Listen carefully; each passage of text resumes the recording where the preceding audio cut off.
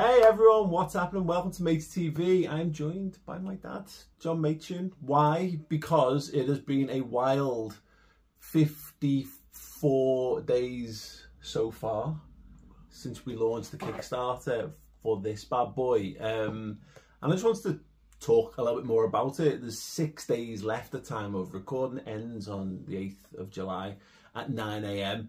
I've talked about it elsewhere, but you know, we launched it and it beat the funding goal inside 5 or 6 hours. And we were just joking before on why has it been running for 60 days? And they recommended 30. And I was like, oh, I'm not sure we can do it in 30. 60, I feel a lot more comfortable with 60. And it's just been sat there for this whole time. So yeah, I thought I'd give everyone a little refresher reminder, have a little bit of a chat about the book, because we've spoken so much. If you haven't seen the original videos, there's 2 on the channel already. Do go and check it out if you want to see the sort of story so far. But we've spoken about like my motivations for making it happen and bringing it to life, you know, sort of nearly 40 years on. But we haven't really, you and I haven't really spoken publicly about the book and the story and the motivations behind it in the first instance, really. You did a great interview with Chris on Redman, which covered a lot of this, of course. But I've always known, because you handed this original manuscript to me when I was a kid, and I remember a spell of time where you showed me another couple of bits and pieces that you'd done. There was a handwritten story. There was a story I remember about a social worker. I've only got a vague memory of him walking down a drive to speak to some kid or whatever. But you've always had ideas, and whenever I was doing a creative project, you'd always kind of feedback on me with this one. What was the motivation behind this particular? Why is it The Man Who Stole the World Cup? No idea. I mean, the motive. I mean, I said this to Chris when we discussed it. I'm not a great finisher of things, so I had loads of ideas, wrote loads and loads of stuff, never really finished anything, and then moved on to another. And it was a hobby. It was something to do in my spare time, something I'd always done. And wrote stories and wrote half stories and all the rest, you know. And then this, because there was a competition and I had a deadline, I wrote it really quickly, which is why originally it's a very, very dialogue-based piece of work. Mm-hmm. It was about these 2 kids talking to each other and chatting and having dialogue and, you know, banter between them, then getting stuck into an adventure. And how they cope, and you know, and how they grow from that. And because there was a deadline, I did finish it. But what I didn't do then was go back, as you're supposed to, and revise and edit, and you know, and sort of hone the thing into something a bit more, you know, that's more acceptable to publishers and the like. So I did send it to. I sent a specimen chapter and a synopsis to a publisher, and they said, yeah, we'd like to read that. So they read it, and then they said, but no, it's not really for us. And at that point was when I sort of threw it in the drawer, because of the life got in the way then. Yeah. You know, so then I didn't finish going any further with What's really interesting is this, you know, Back to the Future, which is obviously some wonderful time travel parallels, but I never really appreciated at the time how much you would point out to me the George McFly sort of mantra by the end of Back to the Future of like, you can achieve anything if you put your mind to it. It'd be like, son, look, listen to this, just do stuff. Go on, make sure you go and do stuff and crack on with it. Well, the world is full of people who have great jobs and have loads of money, and they're people who've got on and believe they could do anything they wanted. And the world is also full of people in dead-end jobs who don't believe they can do what they want, you know, because they're basically brought up to believe that they've got to have dead-end jobs. Yeah. And that's what my mantra was. You don't need that. You know, if you really want something, then, you know, you put in the effort and the hard work and at least try, you know, and that was always my mantra about things, rather than sit and forget about it and go and stack shelves. You know, if you want to write a book, write a book. Yeah. Well, you had a couple... Or half of one in my case. Well, no, you wrote start middle and end. It's funny. I've written something that's probably going to end up in the finished edition, but you know, this idea of it was I've ideas for books and stuff I've written. I've just finished the first draft on something else, which I'll be talking about later in the year, but there was no point in me almost cracking on with other stuff because that was there. It had a start, middle, and end, and I was the same as you. I've done so many things over the years where I've gotten a third of the way in, or half of the way in, or 3/4 of the way in, and then you fall off it or whatever. It seemed like a no-brainer to get it done.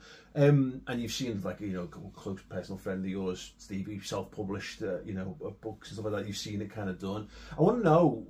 I sort of know the answer to this because I know a lot of you I know what my inspirations are, which are the things that you've given to me over the years.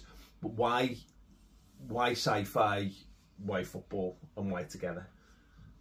Well, football because it had been a major part of my life since I was a kid. You know, I just was so interested in, and not just in Liverpool, but obviously because I watched Liverpool every week, mad about Liverpool FC, but you know, that came from a love of Real Madrid, who I hate now. But I absolutely adored them when I was a kid because they just won 6 European Cups, and they were, you know, they had players like Di Stefano and Puskas and Copa, and I read, you know, this cartoony strip in the Echo all about Real Madrid and how they formed and how they went on to win all these European trophies.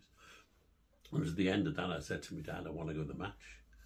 And so, you know, then he started taking me and sticking me in the boys' pen every week. So I love football, not just Liverpool. I used to go to Everton loads of times, and we used to go there all the time when I had the money, because I just love watching football. So that was football, and it was everything to me. And then as a kid, I grew up reading comics, and you know, when I was a kid, it was basically DC Comics everywhere. Which is, of course, the best of the comic companies, right? Oh, well, never mind. There's as much Marvel as DC up here. But now, we used to go to, you'd buy comics when you had a bit of money, and you'd keep them, and then you'd go down to the corner of the street, and other kids would come with their comics, and you'd swap comics, and you wouldn't keep them particularly. Mm-hmm. And then when I went to university, I got everyone I knew into buying comics. So every time someone came home from a lecture or whatever, he'd have a comic he'd bought in the newsagent. So we just had these comics everywhere and got really into reading comics. And it was, and then I left university, forgot all about comics until I was walking down West Derby Road one day, and there was this shop, and there was like, they had no signs outside, they had no posters in the windows, but the door was open, you know, and I just had to have a look inside. And it was full of boxes, big, but not like comic boxes, just cardboard boxes, and every single cardboard box from floor to ceiling, hundreds and hundreds and hundreds of them, were full of comics, not all standing up. None of them in not bagged and boarded. Not bagged, not boarded. Some of them flat, some of them ripped, or just millions of comics. And I was just fascinated by that. And then I thought, you know, what I'd really like to read again. You know, the nostalgia thing that gets you when you're in, you know, you start to grow up. But I'd love to read that series of the Crime Master and the Green Goblin in Spider-Man. So I went looking.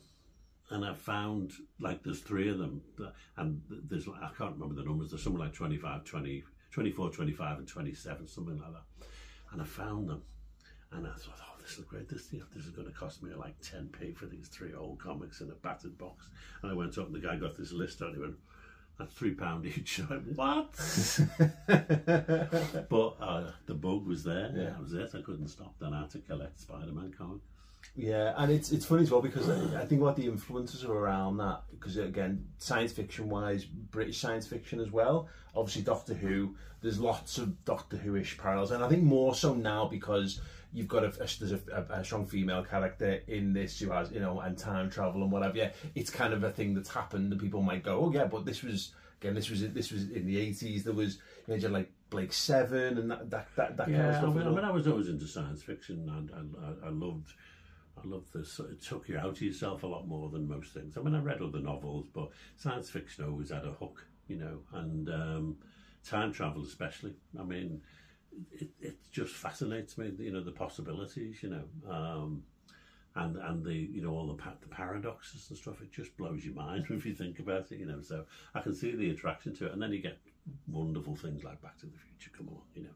And I've always been a big Doctor Who fan as well. I'll watch those, even though sometimes they become incomprehensible. You know, they're on for about 10 years, and then by the end of the 10 years, you think, what the hell are they talking about?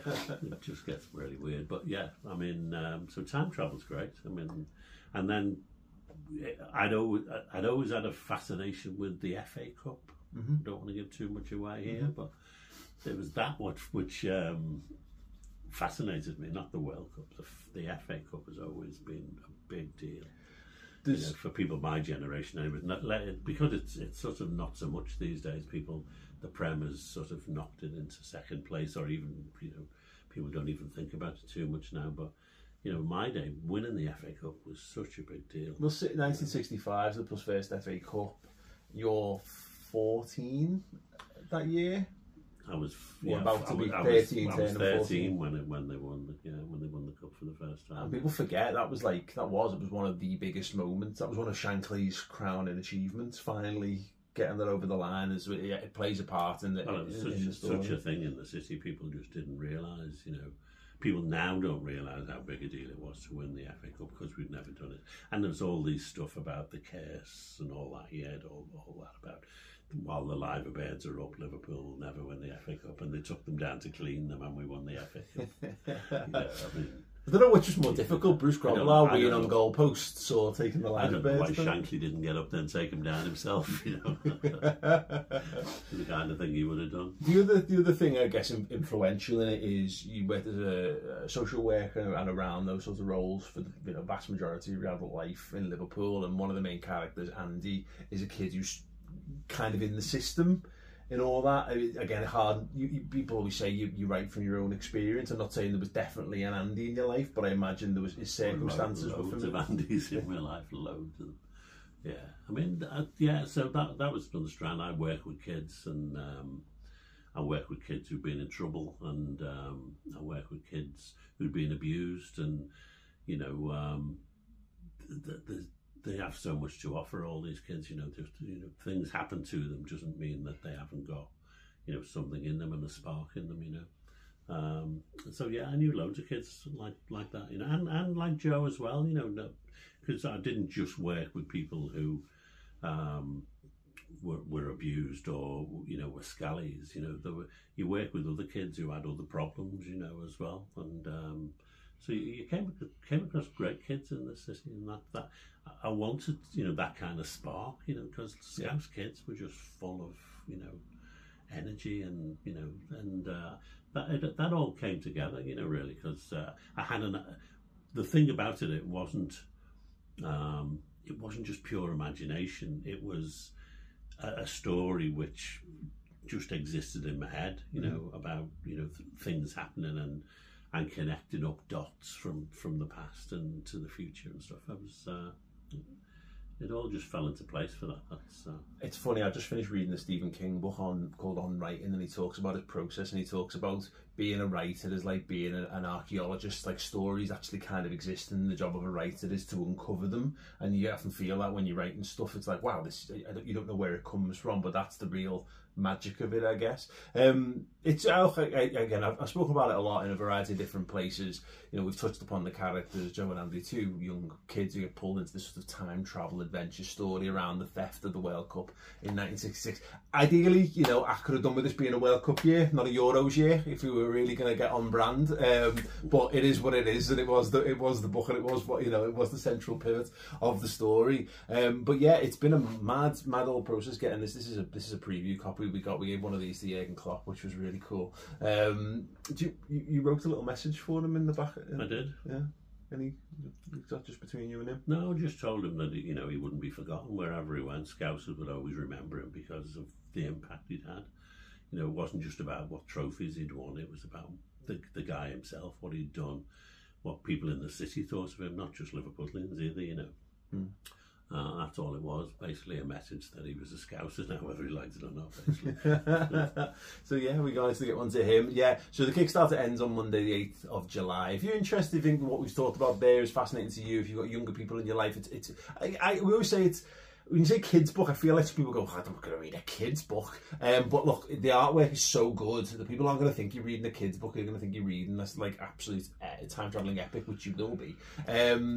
But yeah, you know, as I say, if you've got a love for football and a love for Liverpool and a love for science fiction, which often feels a little bit at odds with itself, I think being into footy and being into science fiction-y stuff, something I've really struggled with. You know, we played for the footy team and wanting to talk to people about Star Trek: The Next Generation never really went down very well. Yeah, if you feel like you fall into those categories, and look, people of all ages can enjoy it. I understand the other things about it, things like women's football. There's lots about women's football in there, which when it was written, you know, was just not talked about. You know, basically, it was still in the doldrums. It's that thing. It sounds stupid to say, like, but like, you know, strong female leads, but still got a strong male lead within there as well.